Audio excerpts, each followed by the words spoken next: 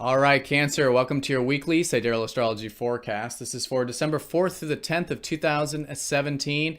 And if you are new to the channel, be sure to check out the link down below. This is a channel for Sidereal Astrology, which is different from mainstream astrology. So the signs are different. Basically, we're using the actual size of the constellations, and so it does change the signs from mainstream astrology.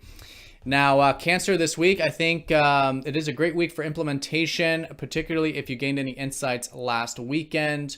On Sunday, we had a full moon, and this was in your 11th house of friends and also of your future aspirations. So anything involving the networks in your life or your future hopes and wishes, it's an excellent week for implementing this stuff. Now, where I think the actual focus is on, though, is on your passions, your creativity, your self-expression, which is all of this concentration of energy in your 5th house. So great for that. And Mercury is still retrograde this week, so there could be this re-examination. And I think the re-examination up until about Thursday is likely on your work or your routine. So good to do that. And then Thursday onward, probably more in terms of the self-expression. What are you passionate about? And re-examining these things that are close to your heart. All right, so let's look at all this here in more detail when we return.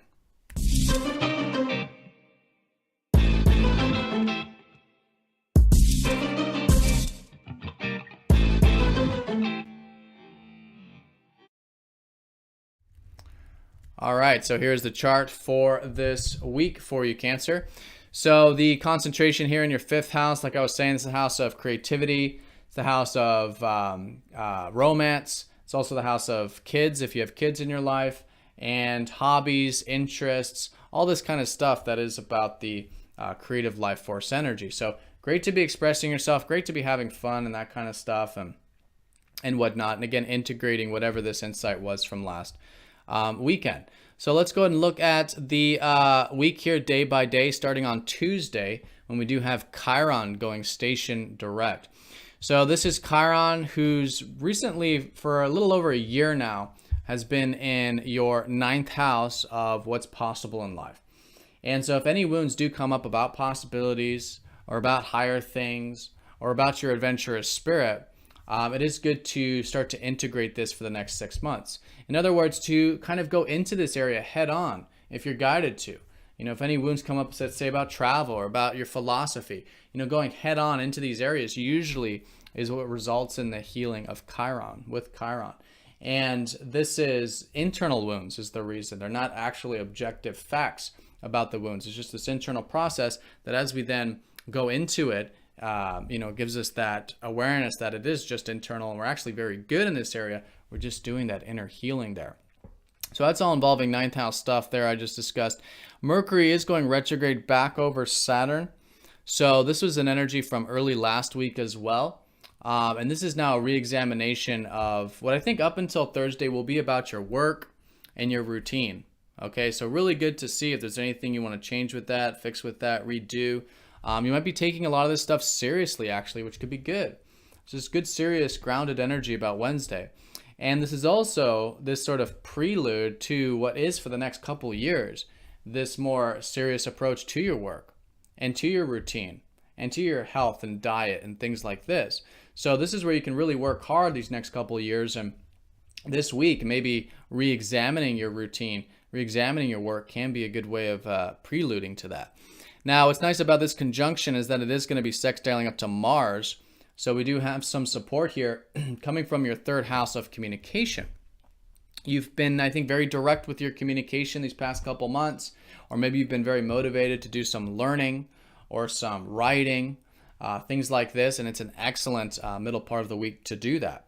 So that's great, and that's very much supporting you with the work and routine stuff as well, in regards to whatever it is that you are going to be redoing or taking seriously there around Wednesday.